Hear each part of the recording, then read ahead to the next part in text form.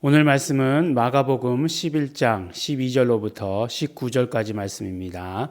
우리 함께 읽겠습니다. 이튿날 저희가 베다니에서 나왔을 때 예수께서 시장하신지라 멀리서 잎사귀 있는 한 무화과 나무를 보시고 혹 그 나무에 무엇이 있을까 하여 가셨더니 가서 보신즉 잎사귀 외에 아무것도 없더라. 이는 무화과의 때가 아님이라. 예수께서 나무에게 일러 가라사대 이제부터 영원토록 사람이 내게서 열매를 따먹지 못하리라 하시니 제자들이 이를 듣더라. 저희가 예루살렘에 들어가니라. 예수께서 성전에 들어가사 성전 안에서 매매하는 자들을 내어 쫓으시며 돈 바꾸는 자들의 상과 비둘기 파는 자들의 의자를 둘러 엎으시며 아무나 기구를 가지고 성전 안으로 지나다님을 허치 아니하시고 이에 가르쳐 이르시되 기록된 바 내 집은 만민의 기도하는 집이라 칭함을 받으리라고 하지 아니하였느냐. 너희는 강도의 구려를 만들었도다 하시매 대제사장들과 서기관들이 듣고 예수를 어떻게 멸할까 하고 피하니 이는 무리가 다 그의 교훈을 기이 여김으로 그를 두려워함일러라. 매양 저물매 저희가 성 밖으로 나가더라. 아멘. 네, 이제 마지막 6월절을 맞이하는 이 한 주간의 행적은 예수님께서 계속해서 베다니에서 예루살렘으로 들어왔다 나갔다 하시는 것으로 되는 것을 우리가 보게 됩니다. 이제 바로 이제 또 어제도 베다니에 가셔서 아마 밤을 지내셨던 것 같아요. 그리고 이제 이튿날에 나오셨는데 예수님께서 시장하셨습니다. 예수님께서 육체를 입고 오신 몸이기 때문에 예수님도 시장하십니다. 예수님이 어떻게 시장하셨을까 생각하면 안 됩니다. 예수님도 시장하셨어요.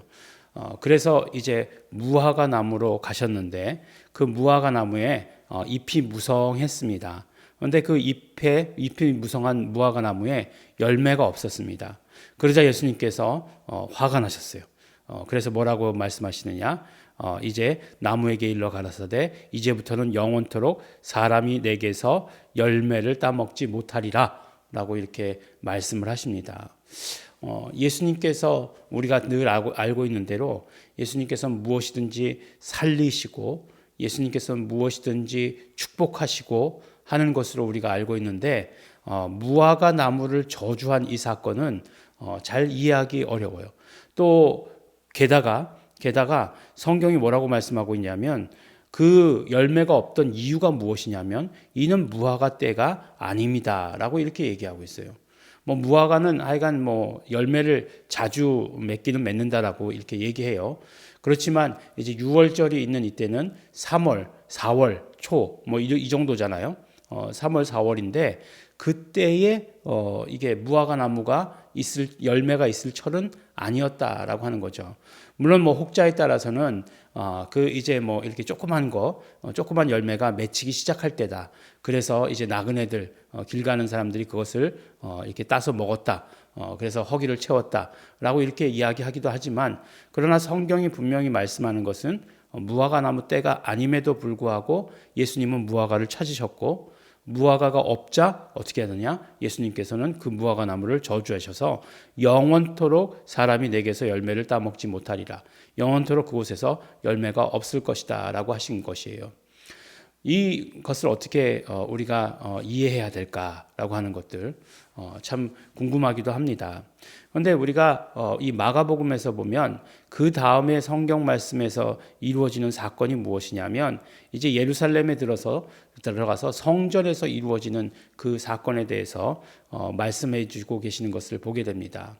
근데 마찬가지예요. 예수님이 그런 온화하고 늘 그러신 분이신데 성전에서는 어떻게 하십니까?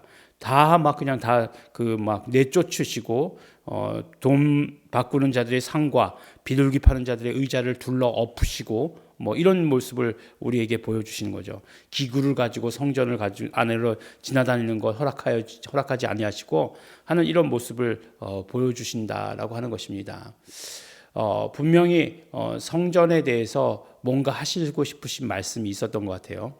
계속해서 예수님은 명절 때마다 성전에 올라오셨죠. 근데 이제 마지막 6월절에 성전에 가셔서 이 모든 것들을 이제 막 뒤집어 엎으신 거죠. 근데 이제 우리는 이제 성전 청결, 성전 정화라고 이렇게 이야기하는데 그 마지막 6월절에 그렇게 하셨던 것이죠. 근데 보면 그런 사람들, 에이, 아니 그 설마 그 성전에 시장이 있겠어? 뭐 이렇게 생각하지 않습니까? 네. 근데 뭐 사람이 많은 곳에는 항상 뭔가를 팔고 뭔가를 사는 곳이 있기 마련이죠. 근데 그것이 나쁘기만 하냐? 좀 편리한 점을 주기는 하죠. 예. 이를테면 뭐 어디 이렇게 사람 많이 모이는 곳에 갔는데 갑자기 목이 말라. 예. 물이 먹고 싶어요. 근데 뭔가 아무것도 파는 사람이 없어. 그러면 불편하게 느끼지 않습니까? 물이라도 팔아줬으면 좋겠다라는 생각이 들잖아요. 사실 어떤 면에서 보면 유대인들은 성전에 올 때 모두가 다 멀리서부터 왔다는 거예요. 예루살렘으로 모일 때 멀리서부터 뭐 디아스포라라고 이렇게 얘기하지 않습니까? 뭐 이때부터 하여간 그 디아스포라는 있어서 멀리서부터 명절이면 그러나 그들의 열심히 성전에 와서 제사를 지냈다는 거죠. 근데 그냥 오지 않습니다. 헌금을 가지고 오죠. 헌금을 가지고 와서 꼭 헌금을 합니다. 11조를 드리고 뭐 감사 헌금을 드리고 하는 것을 해요. 근데 이제 그 성전에서 들어가서 헌금할 때에 아무 돈이나 헌금할 수 있느냐? 예, 그렇지 않습니다. 아무 돈이나 헌금할 수 있지 않고 성전에서 받는 세겔이 따로 있었다라고 이렇게 얘기하는 거예요. 그래서 그런 것들을 환전해 주는 그런 역할을 했다는 것입니다. 근데 이제 환전이 정말로 이 환율을 후하게 쳐서 환전을 했을까? 아니면 그것을 통해서 많은 이익을 남겼을까? 예, 모르겠습니다. 예, 근데 뭐 장사했다라고 얘기하니까 이익을 남기지 않고 봉사하지는 않았을 것이다라고 이렇게 생각이 돼요. 또 뭐 제사를 지낼 때도 비둘기도 마찬가지죠. 비둘기 제가 막 비둘기로 돈이 없어서 이제 뭐 양 못 잡고 비둘기를 잡아가지고 제사 지내려고 그러는데 제가 비둘기를 어디 가서 잡겠어요. 네. 그러면 친절하게 다 그렇게 비둘기를 이렇게 잡아가지고 하는 거죠. 또 아무 비둘기나 되는 거 아니에요. 흠이 없어야 돼요. 흠이 없어야 됩니다. 뭐 그러니까 흠이 없다는 기준을 우리가 어떻게 알겠어요? 뭐 다 뒤져봤더니 흠이 없더라. 뭐 이렇게 해서 판정을 내리겠습니까? 그렇지 않죠. 흠이 없는 거를 키우는 거죠. 뭐 키우든지 아니면 흠이 없는 걸 잡아서 제사장들이 흠이 없다라고 이렇게 판단을 하든지 그런 거겠죠. 그런 것들을 다 팔았다라고 하는 거예요. 그러니까 굉장히 어떤 면으로 보면은 이 예배에 정말 편안하게 드릴 수 있도록 서비스죠. 서비스를 한 거죠. 근데 예수님께서 그걸 다 뒤집어 엎으셨어요. 뒤집어 엎으셨습니다. 이 성전을 정화하신 것이 어떤 뜻인가? 또 무화과 나무를 저주했던 것이 어떤 뜻인가? 굉장히 예수님답지 않은 그런 두 사건이 연속되어 있는 것들을 우리가 보면서 정말로 예수님께서 말씀하시고자 하시는 것이 무엇인지를 우리는 알아야 하는 것이죠. 무엇을 말씀하시기를 원하셨는가? 그렇죠. 바로 그 잎만 무성한 무화과 나무가 어떤 모습이었냐면 바로 이스라엘의 모습이라고 이렇게 얘기하는 거예요. 어떤 면으로는 이스라엘을 대표하는 성전이 가지고 있는 모습이다라고 이렇게 이야기하는 것이에요.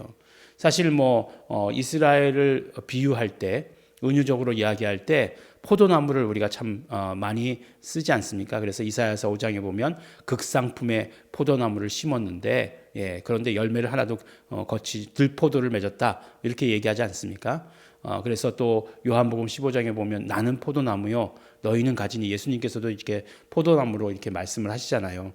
이 포도나무가 있는데 또 무화과 나무가 그들에게 있어서는 가장 흔한 나무였어요. 그래서 이 무화과 나무도 마찬가지로 이스라엘을 상징한다라고 이렇게 말할 수 있습니다. 그러니까 이 상징하는 무화과 나무를 통해서 잎만 무성한 무화과 나무를 통해서 뭘 말하고 싶으셨던 거냐? 그 껍데기만 있는 모습. 그거를 이제 예수님께서는 책망하셨죠. 마태복음에 보면 23장에 회칠한 무덤이다라고 이렇게 얘기하지 않습니까? 회칠했으니까 겉에는 아주 반질반질하게 잘 해놨겠죠. 그러나 그 안은 몹시 지저분하다 이렇게 말씀하신 것처럼 이제는 겉은 잎은 무성한데 실제로 열매는 하나도 없는 그런 모습을 이야기한 거죠. 그러니까 어떤 면으로 이야기하면 성전에서의 종교적 행위는 무성하나 그 안에서 진실로 하나님을 섬기는 것은 없다라고 이렇게 얘기하는 거죠. 다음번 내일은 아니겠군요. 다음 주에 말씀을 또 계속 이어서 나누겠지만 이 무화과 나무에 대해서 그 비유에 대해서 말씀하시면서 결국은 믿음에 대해서 이야기하시는 것을 듣게 되는 거예요. 그러니까 결과적으로는 우리가 정말 그런 어떤 형식만 있다라고 하면서 형식만 남아서 그 안에 알맹이가 없다, 열매가 없다라고 하는 것은 우리의 모든 종교적인 행위 가운데 그 중간에 알맹이가 되는 믿음이 없다라고 하는 것을 말씀해 주시는 것이에요. 근데 그 믿음이 어떤 믿음이냐? 하나님의 믿음이에요. 그 하나님의 믿음으로 충만해야 되는 것을 말씀해 주시고 계시는 것입니다. 하나님의 믿음으로 채워가야 되는 것이에요. 하나님을 믿는 믿음으로, 하나님께서 가지고 계신 믿음으로 채워가야 종교 행위가 의미가 있는 것입니다. 우리가 이번 주일에 우리가 성찬 예식을 거행했습니다. 정말로 오래간만에 거행한 것 같아요. 우리가 이제 사실은 이렇게 떡을 떼고 그 다음에 그 떡을 떼어서 우리가 포도주에 담가서 먹는 그런 식으로 우리가 성찬식을 진행했었는데 그렇지 못하죠. 지금은 이제 막 그냥 그렇게 하면 다 섞이게 되니까 그러면 안 되죠. 그래서 개인 미리 예수님의 몸을 미리 다 나누어 놓고 피도 다 이렇게 한 사람 한 사람 분으로 다 나누어 놓은 소분해 놓은 것을 가지고 우리가 했습니다. 근데 형식이 중요하죠. 형식이 중요한데 그러나 더 중요한 것은 무엇이에요? 그것을 통해서 우리가 예수 그리스도의 살을 먹고 예수 그리스도의 피를 마심으로 말미암아 내가 예수 그리스도와 연합되는 것, 내가 정말 믿음을 가지고서 이 일이 이루어질 때 정말 예수 그리스도 하나 된다라고 하는 그 믿음을 갖는 것이 훨씬 더 중요한 것이거든요. 그래서 믿음을 갖고 그 의식을 실제로 행할 때 그것이 내 것이 되는 체험을 하는 것, 이것이 굉장히 중요하죠. 그래서 의식이 중요하지 않다, 그런 것 절대로 아닙니다. 의식이 중요하지 않다면 우리가 모여서 뭐하러 매일 예배 드리겠습니까? 의식이 중요해요. 중요한데 그런데 그 중간에 내용이 빠진 열매라고 표현할 수도 있고 그 다음에 더 구체적으로 얘기하면 믿음이라고 얘기할 수 있죠. 그 믿음이 빠진 그런 어떤 행위는 아무런 의미가 없다라고 이렇게 말씀해 주시고 계시는 것입니다. 그래서 예수님께서 무화과 나무를 저주하셨다라고 하는 것, 그냥 예수님 정말 그때 배가 고프셔서 기분 되게 나쁘셨나 보다 이렇게 생각해서는 안 된다라고 하는 거죠. 예수님께서 그렇게 행동하실 리가 없고 그렇게 행동하신 적이 없습니다. 그렇기 때문에 정말로 탄식하시면서 모든 그 알맹이는 빠져버리고 껍데기만 남아있는 것을 보면서 탄식하시면서 하신 그런 가르쳐 주시기 위해서, 믿음 주시기 위해서 하신 행동인 것을 우리가 알아야 되는 것이고, 그러므로 우리가 성전, 예배 이렇게 생각할 때에 항상 그 안에 우리의 어떤 믿음을 가지고 드려야 되는 것을 우리에게 말씀해 주십니다.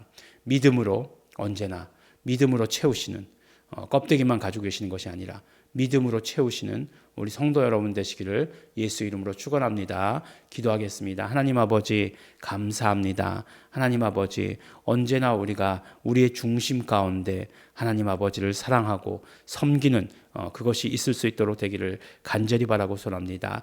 율법을 주신 하나님의 그 뜻에 맞출 수 있도록 하여 주시옵시고, 그러므로 예수 그리스도를 보내주신 그 아버지 하나님의 믿음에 우리가 동참하게 하여 주시옵시고 그 믿음 우리 갖게 하여 주시옵소서. 감사드립니다. 예수님 이름으로 기도드렸습니다. 아멘. 그러므로 이 시간에 우리 기도하실 때 성령님 역사하시옵소서. 성령님 우리의 마음, 우리의 영혼을 언제나 새롭게 하여 주시옵소서. 그래서 언제나 우리의 영혼 중심 가운데 열매가 있게 하여 주시옵소서. 믿음 있게 하여 주시옵소서. 하나님의 믿음이 충만케 하여 주시옵소서. 성령님의 역사하심을 의지합니다. 성령님 함께 하시옵소서. 다 같이 통성으로 기도하시겠습니다.